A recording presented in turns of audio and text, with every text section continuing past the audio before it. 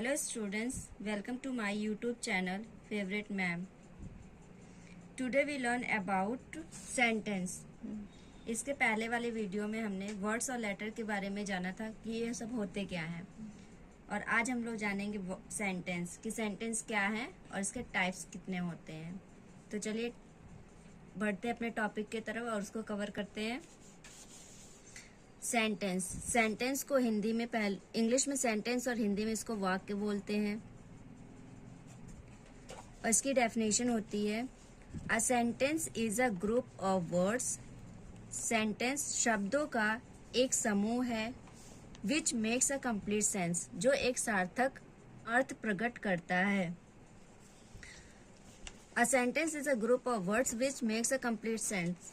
शब्दों का वह समूह जिसका एक पूर्ण अर्थ निकलता हो उसे सेंटेंस बोलते हैं। और किसी भी सेंटेंस को स्टार्ट करने से पहले जो भी सेंटेंस हम स्टार्ट करते हैं तो जो पहला हमारा लेटर होता है वो कैपिटल लेटर से स्टार्ट होता है। ये मेन एक पॉइंट है कि a sentence always start begins with the capital letter. जब भी हम सेंटेंस को स्टार्ट करते हैं तो जो पहला उसका लेटर होता है वो कैपिटल लेटर में होना चाहिए। प्रत्येक सेंटेंस के लास्ट में फुल स्टॉप का होना जरूरी है।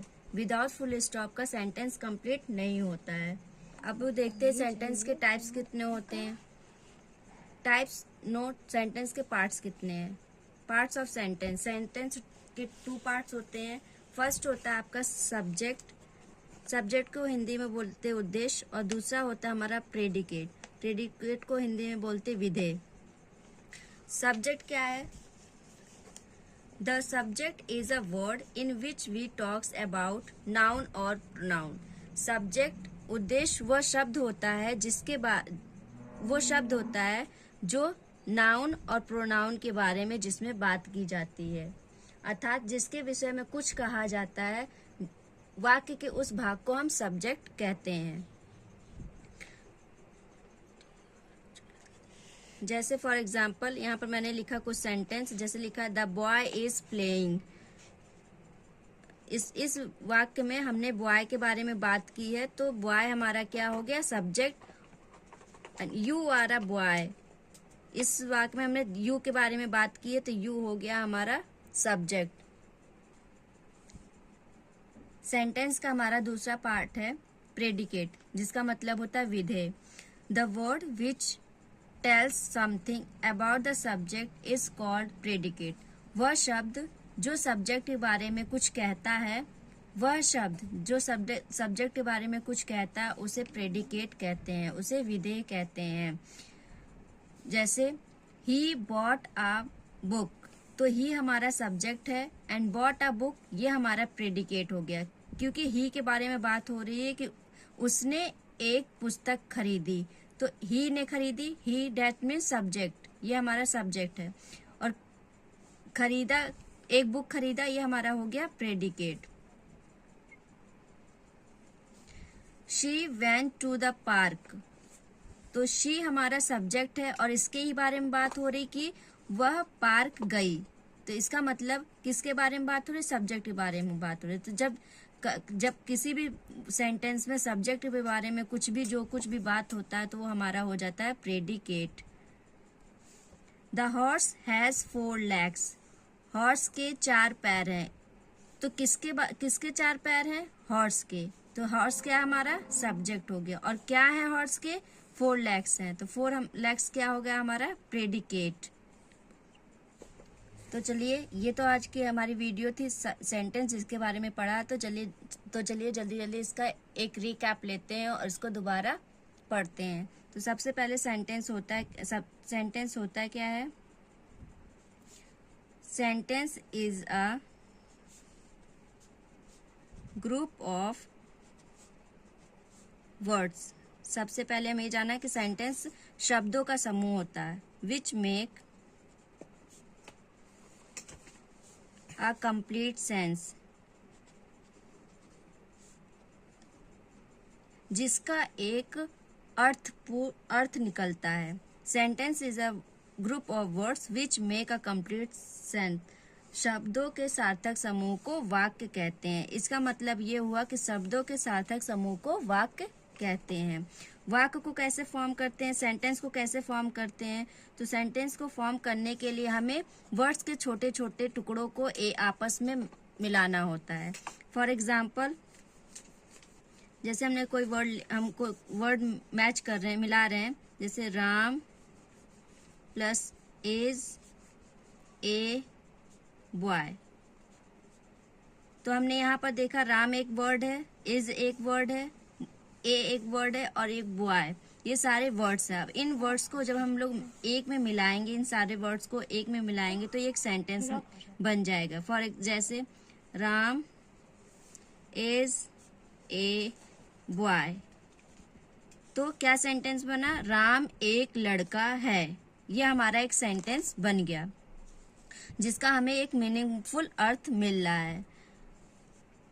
एक और एग्जांपल देते हैं, जैसे they are going to market.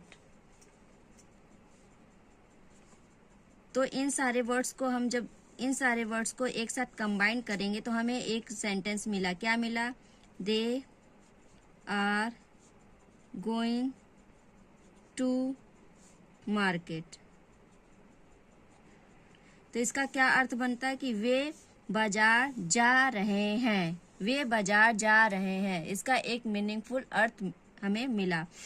आप लोगों ने नोटिस किया होगा कि किसी भी सेंटेंस को, या फिर मेन पॉइंट ये है, किसी भी सेंटेंस को जब हम स्टार्ट करते हैं तो उसका जो पहला लेटर होता है तो वो कैपिटल लेटर में होता है, और सेंटेंस को फिनिश करने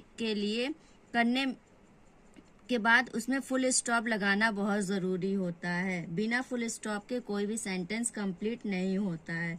और जब हम प्रॉपर नाउन की बात करते हैं तब प्रॉपर नाउन जितने भी होते हैं, फॉर एग्जांपल जैसे महात्मा गांधी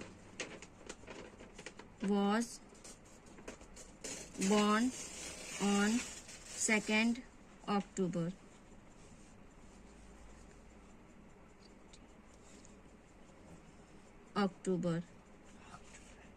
तो हमारा जो प्रॉपर नाउन होता है, इस सेंटेंस में हमारा प्रॉपर नाउन महात्मा गांधी है।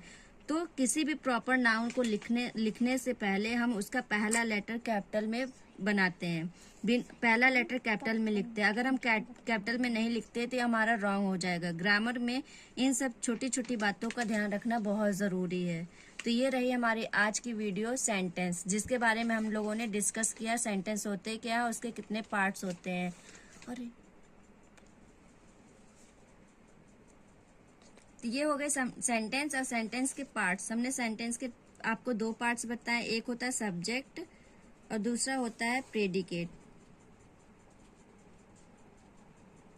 सब्जेक्ट वो होता है किसी भी सेंटेंस में जिसके बारे में हम जो कुछ भी कहते हैं।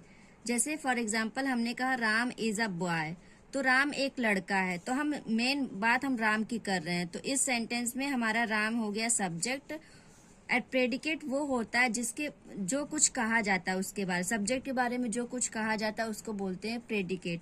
जैसे हमने यहाँ पर बताया कि राम इज अ बॉय, तो इज अ बॉय हमारा हो गया प्रेडिकेट और राम हो गया हमारा सब्जेक्ट।